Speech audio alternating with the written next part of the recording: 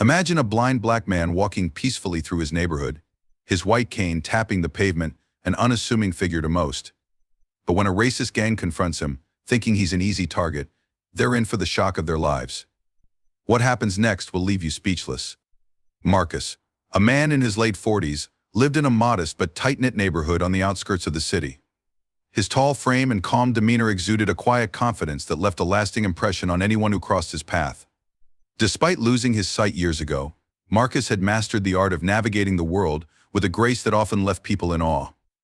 Every morning, he could be seen walking down the same cracked sidewalk with his cane tapping rhythmically against the pavement.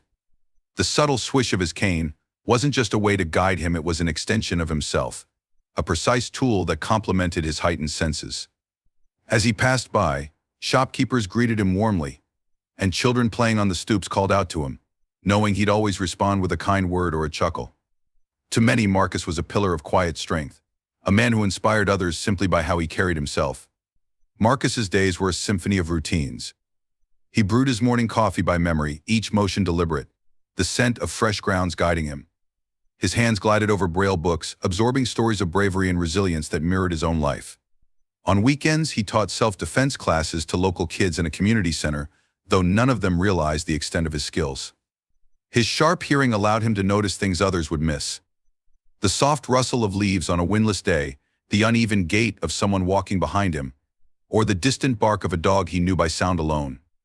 Marcus's senses, honed to perfection, hinted at a deeper past, something he rarely spoke of. Life in the neighborhood wasn't perfect.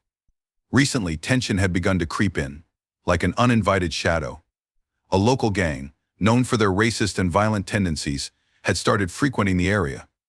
Their spray-painted symbols defaced walls and alleyways, and their loud jeers filled the night air, intimidating the locals. The gang, led by a man named Vince, was notorious for targeting those they deemed weak. Vince's smug arrogance and twisted sense of superiority made him dangerous, and his gang followed his lead with fervor.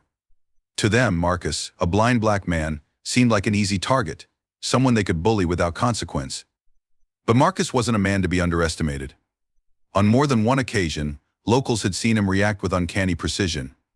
Once, when a child's ball rolled into the street, Marcus had stopped the boy with a single, firm word before a car sped by, even though he couldn't see it. Another time, a shopkeeper had dropped a glass jar behind the counter, only for Marcus to catch it mid-air, guided solely by the sound of its fall. These moments, though fleeting, hinted at a man who was much more than he appeared. His past, hidden from most, was a story of discipline, survival, and an unyielding will to overcome challenges. The gang's presence grew bolder with each passing day. They loitered on street corners, glaring at passers-by, their laughter echoing like a taunt. Marcus, ever calm, had sensed their hostility long before they acted on it. Their voices, their shuffling feet, and their sneers told him everything he needed to know. One evening, as Marcus made his way home from the community center, he felt their presence trailing him. Their footsteps were deliberate, closing in, though they never spoke. Marcus tightened his grip on his cane, his face betraying no fear. He knew the storm was coming, but he also knew he was prepared. The people of the neighborhood whispered about the gang's growing menace, their fear palpable. Yet Marcus remained a source of quiet reassurance. "They're just noise," he told the grocer one day, a small smile playing on his lips. But even as he downplayed the threat, his mind was sharp, calculating.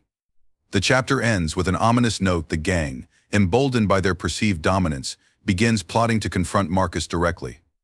Unbeknownst to them, they were about to awaken a force far greater than anything they'd anticipated. The evening air was crisp, with the faint rustle of leaves dancing in the wind. Marcus sat on a worn bench at the edge of a local park, his cane resting across his lap. This park was his sanctuary, a place where he often came to reflect, the sounds of children playing and distant conversations grounding him.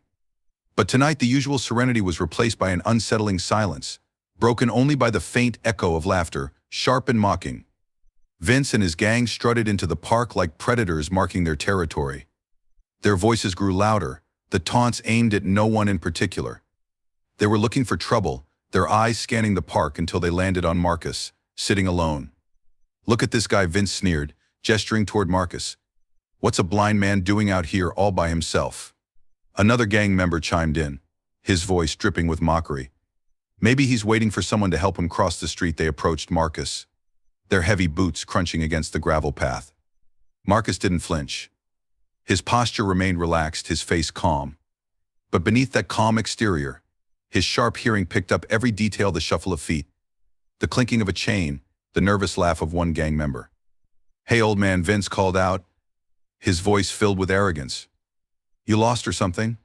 Maybe you should stick to places where people like you belong." Marcus turned his head slightly toward the voice, his expression unreadable. "I'm exactly where I need to be," he replied, his tone even and measured. The gang exchanged glances, surprised by his lack of fear. Vince took a step closer, his shadow falling over Marcus. "You got a smart mouth for someone who can't even see what's coming," he said, leaning in as if to intimidate him. One of the younger gang members, clearly eager to impress, added, "Bet you wouldn't be so calm if you could see us right now." Marcus's lips curled into a faint smile, almost imperceptible. "I don't need to see you to know what you are," he said quietly. The calm in Marcus's voice unsettled a few gang members. One of them, a wiry man with darting eyes, muttered, "Man, this guy's weird." But Vince, his pride stung, wasn't about to let an old blind man get the better of him. "Weird, huh? Let's see how weird he gets when we teach him a lesson." Vince gestured toward another gang member, a stocky brute named Eric, who stepped forward with a smirk. "You think you're tough, old man? Let's see how tough you are without that stick." Eric reached out to grab Marcus's cane, but in an instant Marcus shifted. With a subtle yet deliberate movement, he pulled the cane closer to himself, causing Eric to stumble forward awkwardly. It wasn't aggressive, it looked almost accidental, but it was enough to throw Eric off balance. The gang froze for a moment, unsure of what had just happened. Eric turned back, his face red with embarrassment and anger. "You think this is funny?" he snarled, taking a step closer. Marcus rose slowly from the bench, his full height towering over some of the gang members. He stood with an air of unshakable confidence, his cane tapping lightly against the ground. "Listen," Marcus said, his voice calm but firm. "You don't want to do this. Go home." The simplicity of his words, paired with his unwavering composure, sent a ripple of doubt through the group. One of the younger members whispered, "Maybe we should just leave him alone." But Vince, unwilling to back down, barked, "Shut up. He's just a blind old man. He's nothing." Eric, still seething, lunged at Marcus, aiming to shove him. But as Eric's hand reached for him, Marcus sidestepped effortlessly, his movement fluid and precise. Eric stumbled past him, nearly falling. This wasn't luck, and the gang knew it. Vince's eyes narrowed as he studied Marcus, trying to figure him out. "What the hell was that?" he muttered. Marcus tilted his head slightly, as if listening to something only he could hear. "Last warning," he said, his voice steady. "Walk away." The gang hesitated. Vince's pride warred with the unease creeping into his mind. Finally, he spat on the ground and pointed a finger at Marcus. "This isn't over," he growled. "We'll be back, and next time, you won't be so lucky." As the gang retreated, their taunts fading into the distance, Marcus sat back down on the bench, his expression unchanged.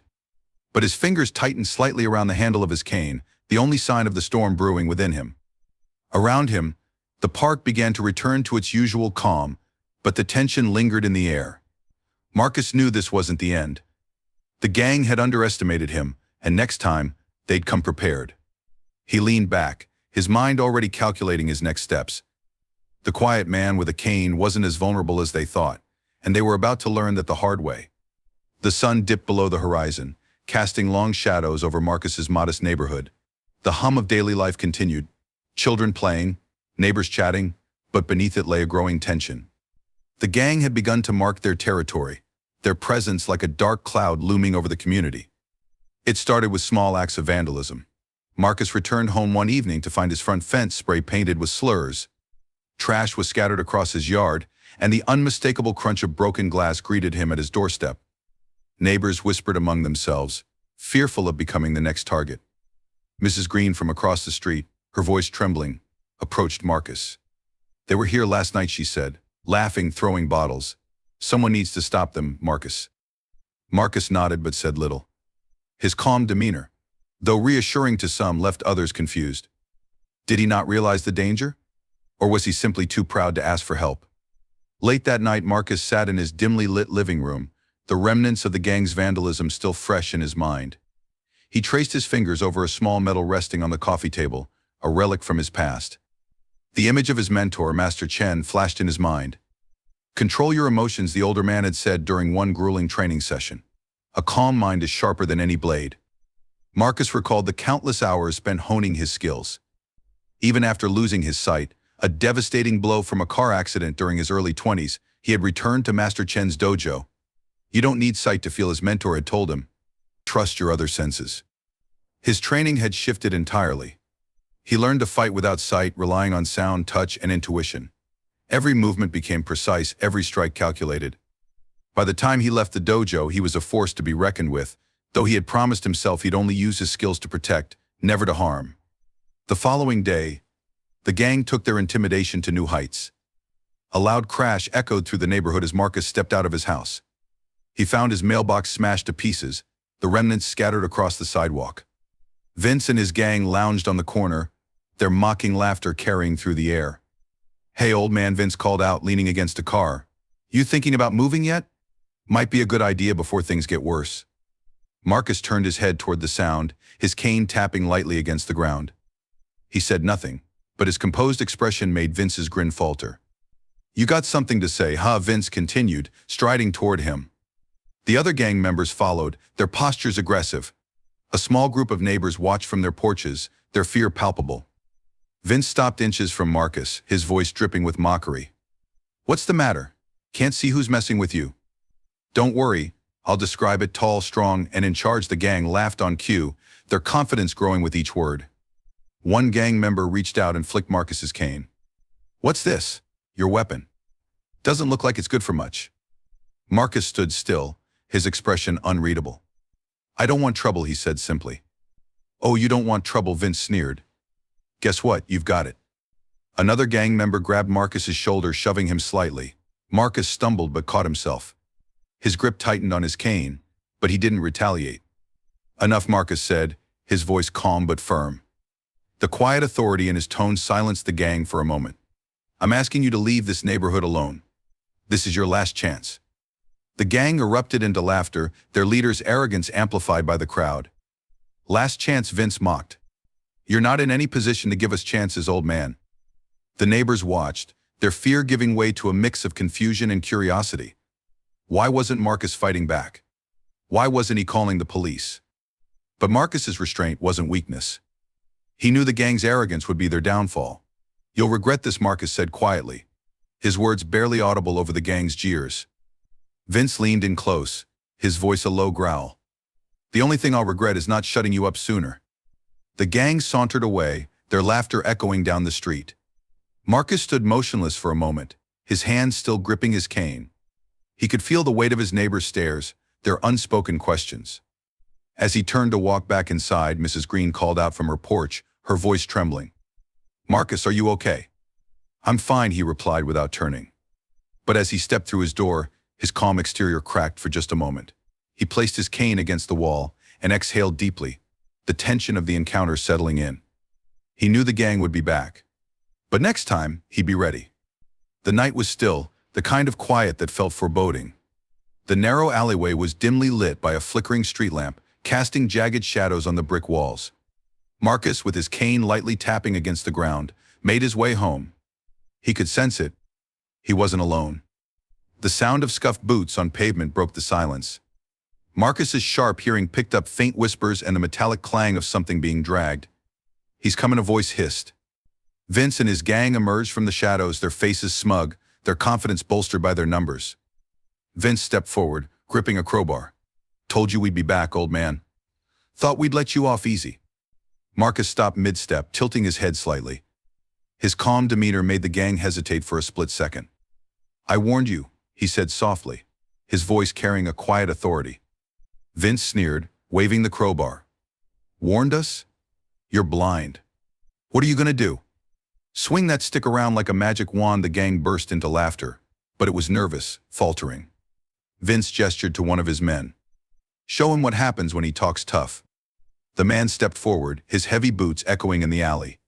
He lunged, aiming to shove Marcus backward. In a fluid motion, Marcus sidestepped, his cane sweeping out and hooking the man's ankle.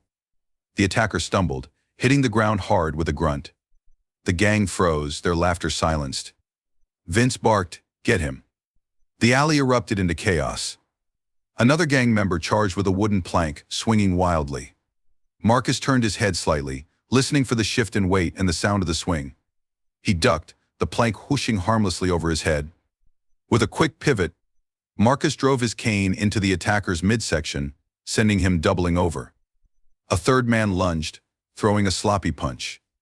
Marcus caught the movement in the air, grabbing the man's wrist and twisting it with expert precision. The attacker yelped, dropping a knife he'd been hiding. Marcus kicked it away, the blade skittering across the pavement. Vince stood back, stunned. "What the hell is this?" he growled. The remaining gang members hesitated, but Vince shouted, "Don't just stand there, take him down." Two rushed Marcus simultaneously. He tilted his head, listening to their footsteps, the heavy breaths of exertion, the swish of fabric as they raised their weapons. Using the narrow confines of the alley to his advantage, Marcus sidestepped into one attacker's path, causing him to crash into the other. In a blur of motion, Marcus jabbed with his cane, striking pressure points with surgical precision. One attacker dropped his bat, clutching his arm in pain. The other staggered backward, his face a mix of pain and shock. Vince, now red with fury and humiliation, stepped forward, crowbar raised high. "You think you're tough? Let's see how tough you are when you can't walk." He swung the crowbar with all his strength, the metal whistling through the air. Marcus turned slightly, sensing the arc of the swing. He raised his cane, the metal clang reverberating through the alley as he blocked the strike. The impact sent vibrations up Vince's arms, and Marcus used the momentary shock to twist the crowbar out of his hands. It clattered to the ground as Marcus stepped forward, his movements smooth and deliberate. Marcus delivered a series of rapid strikes, his cane hitting Vince's shoulder, knee, and wrist in quick succession. Vince dropped to the ground, groaning in pain, his confidence shattered. The gang lay scattered in the alley, their weapons discarded, their bodies bruised and aching. Marcus stood tall, his breathing steady, his cane tapping lightly against the pavement as he assessed the scene. Vince struggled to his knees, clutching his side. His voice was shaky, but still defiant.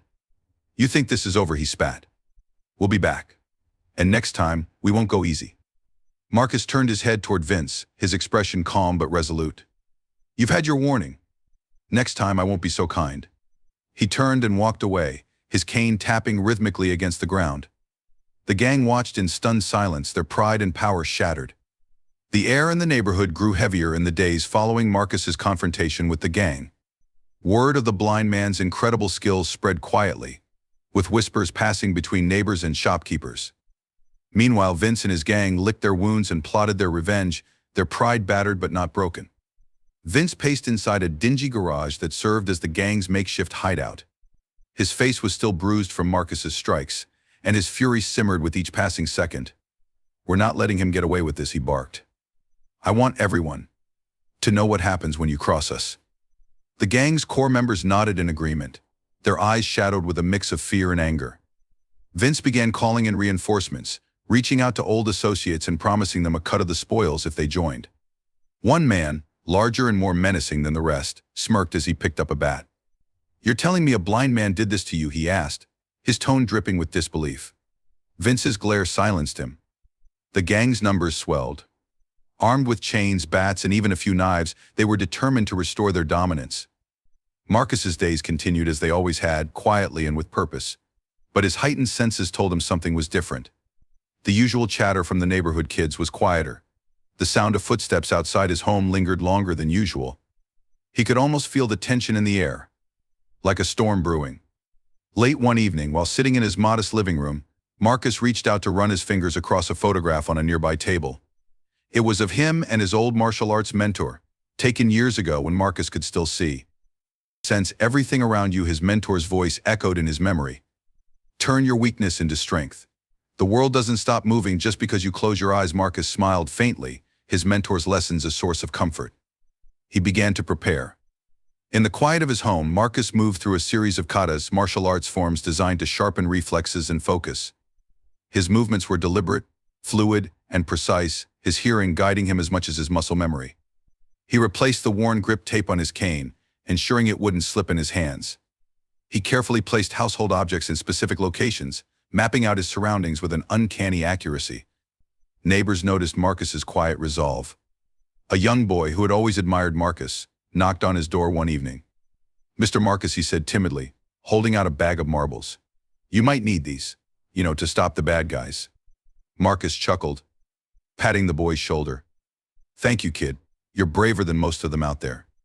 As Marcus sat by his window that night, the hum of distant voices outside took him back to a pivotal moment in his life. Years ago, Marcus had been a rising star in the martial arts world, competing in tournaments and earning accolades. But an accident, an explosion at a nearby training facility, had robbed him of his sight. The darkness had felt endless, suffocating, and he nearly gave up on everything he loved. It was his mentor who pulled him out of despair. Blindness doesn't define you, his mentor had said. Your spirit does. Use what you have, not what you've lost. With those words, Marcus had spent years training, honing his other senses until they became sharper than he ever thought possible. Despite Marcus's quiet nature, his courage inspired those around him. One by one, neighbors began to rally in subtle ways. An elderly woman who ran the corner store made sure to deliver groceries to Marcus without asking for payment. A young mechanic offered to reinforce Marcus's door, just in case. Even those too scared to act directly found ways to help. A neighbor slipped a note under Marcus's door. They're planning something big. Watch your back. Marcus read the note with his fingertips, his expression calm. In the garage, Vince outlined the plan, his voice dripping with venom. We're going to hit him where it hurts, he snarled. His home. He won't see it coming. The gang laughed at Vince's unintended irony, but there was a nervous edge to their mirth. Their leader's insistence on bringing down Marcus had grown obsessive, and even his allies felt the weight of his desperation. They planned the ambush for late at night, armed to the teeth, and prepared to use fear and violence to break Marcus. Vince smirked, picturing the blind man cornered and helpless. The street was eerily quiet as midnight approached, the only sounds a faint breeze rustling the leaves and the occasional distant bark of a dog. Marcus stood in the center of his modest living room, his head tilted slightly as if listening to the night itself. He could feel the storm brewing, the vibrations of footsteps drawing nearer, the faint hum of tension in the air. A black van pulled up a block away, its engine rumbling to a stop. Vince stepped out first, his face hard with determination and rage. Behind him, the gang filed out, weapons in hand, bats, chains, and a few knives glinting in the moonlight. This time we finish him, Vince snarled, gripping a crowbar tightly. The gang murmured in agreement, though unease flickered in their eyes. They moved toward Marcus's house, their heavy boots crunching on the gravel. Inside, Marcus took a slow breath, grounding himself. He had prepared for this. Every object in his home was placed with precision. Every sound outside painted a vivid picture in his mind. He was ready. The gang reached Marcus's front yard, their movements deliberately loud, aiming to intimidate. Vince kicked over a potted plant on the porch, the crash reverberating in the still night. Come out, old man, Vince shouted. Or are you too scared to face us? Marcus didn't answer. Instead, he waited, letting their noise and arrogance fill the space. When they smashed open the door, Marcus moved. The first gang member lunged into the house, swinging a bat toward where he thought Marcus stood. But Marcus had already shifted, stepping silently to the side. Using the faint sound of the bat cutting through the air, Marcus grabbed the attacker's wrist mid-swing and twisted, sending the bat clattering to the floor. A swift elbow strike to the ribs left the man groaning on the ground. The second attacker rushed in, a chain swinging wildly. Marcus ducked, the chain brushing past his head, and countered with a precise kick to the man's knee. The attacker crumpled, howling in pain. Keep going. Vince yelled from outside, though his voice carried a note of doubt. The gang poured into the house, their numbers creating chaos. Marcus moved like water, flowing through their attacks, each motion calculated. He used their momentum against them, redirecting swings and landing strikes with surgical precision. Marcus's preparation paid off. He used the environment to his advantage, sidestepping into the kitchen, where a strategically placed stool tripped one attacker, sending him crashing into a cabinet. A curtain rod became a makeshift staff, deflecting blows and disarming opponents with swift movements. The house, though small, felt like a battleground designed for Marcus. Every creak of the floorboards, every echo of movement guided him like a roadmap. As one gang member after another fell, the remaining attackers began to hesitate. Their bravado melted into fear, their shouts turning into panic whispers. Is he even blind? One muttered, clutching his arm where Marcus had landed a precise blow. Vince's anger boiled over. Stop being cowards. He's just one man. Vince stormed into the house, his crowbar raised high. Marcus stood calmly in the living room, his breathing steady, his posture unshaken. "You think you're untouchable," Vince sneered, circling Marcus. "You think you can make fools out of us?" Marcus didn't respond, his head tilting slightly as he tracked Vince's movements. With a roar, Vince swung the crowbar, aiming for Marcus's head. Marcus ducked effortlessly, his senses attuned to the sound of the weapon cutting through the air. He countered with a strike to Vince's wrist, disarming him in one fluid motion. The fight between the two was brutal yet elegant. Vince's attacks were wild and fueled by rage, while Marcus's movements were controlled and deliberate. Each block, strike, and dodge showcased his mastery, his blindness and afterthought in the face of his skill. Vince's confidence crumbled with every missed swing, his frustration turning to desperation. In a final attempt, he lunged at Marcus with a knife. Marcus sidestepped, locking Vince's arm and twisting it behind his back. With a sharp move, Marcus disarmed him completely, sending the knife skittering across the floor. Outside, the commotion had drawn the attention of neighbors. One by one, people stepped out of their homes, some holding phones to record, others holding makeshift weapons of their own. When Vince stumbled out of the house, clutching his arm and shouting for his crew to retreat, he found himself facing not just Marcus but the entire neighborhood. "You're done here," an older man said, stepping forward. "We're not afraid of you anymore." The gang, disheveled and defeated, tried to flee, but the neighbors blocked their path. Someone had already called the police, whose sirens echoed in the distance. As the police arrived and began rounding up the gang, Marcus stood on his porch, his cane in hand, his face calm but resolute. A young neighbor approached him hesitantly. "You okay, Mr. Marcus?" Marcus nodded, a faint smile touching his lips. "I'm fine." "You all stood up too." "That's what matters." The neighbors cheered softly, their collective strength symbolizing the end of the gang's reign of terror. The flashing red and blue lights cast a kaleidoscope of colors across Marcus's front yard as the police processed the scene. The gang members, handcuffed and defeated, were led away one by one. Their heads hung low, bruises visible, a stark contrast to the arrogance they carried earlier. Neighbors stepped forward, providing video evidence and witness statements to ensure there was no escape from accountability. One by one, they shared what they had seen, their voices filled with a mix of anger and relief. "We've been scared of them for too long," an older woman said firmly, holding her phone with shaky hands. But Marcus stood up. "And tonight we stand with him." As the last of the gang was driven away, a hush fell over the neighborhood. Slowly, the residents turned their attention to Marcus, who stood quietly near his porch. His cane rested by his side, his posture relaxed but commanding. One by one, they approached him. A young father spoke first, holding his daughter's hand. "Thank you," he said, his voice thick with emotion. "You didn't just protect yourself tonight. You protected all of us." A teenager chimed in, his eyes wide with admiration. "I didn't think someone could fight like that. You're like a superhero." Marcus smiled faintly, shaking his head. "I'm just a man who learned to listen and move. We all have strength in us. Tonight you all showed that." The next morning, Marcus rose early, the weight of the night still fresh in his mind. He walked to the neighborhood park, his cane tapping gently against the path. It was quiet, the early sunlight casting long shadows across the grass. He stopped near an old bench where he used to sit with his mentor, a man who had guided him through the darkest days of losing his sight. Marcus traced his fingers along the worn, his mind flooded with memories of wisdom imparted and strength nurtured. He could almost hear his mentor's voice. "Blindness is a condition, Marcus, not a limitation. Listen to the world. It will tell you everything you need to know."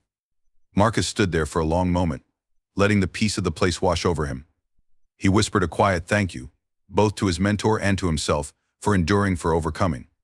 As Marcus made his way back through the neighborhood, he noticed the subtle changes in the atmosphere. People greeted him warmly, some even stopping to chat. Children played freely in the street, their laughter echoing off the houses. At one corner, a group of neighbors was repainting a wall that had been vandalized by the gang weeks earlier. They waved at Marcus, and one of them called out, "We've got this now." "Thanks to you," Marcus nodded, his heart swelling with quiet pride. He paused at the edge of the block, turning back to look at the street he called home. It was the same yet profoundly different. A place reclaimed, a community renewed. With his cane tapping steadily and his steps confident, Marcus walked on, his head held high. He wasn't just a man who fought back, he was a symbol of resilience and justice, a reminder that strength isn't measured by what you see, but by what lies within. The camera fades out as Marcus disappears into the horizon, his figure a testament to the power of courage and unity.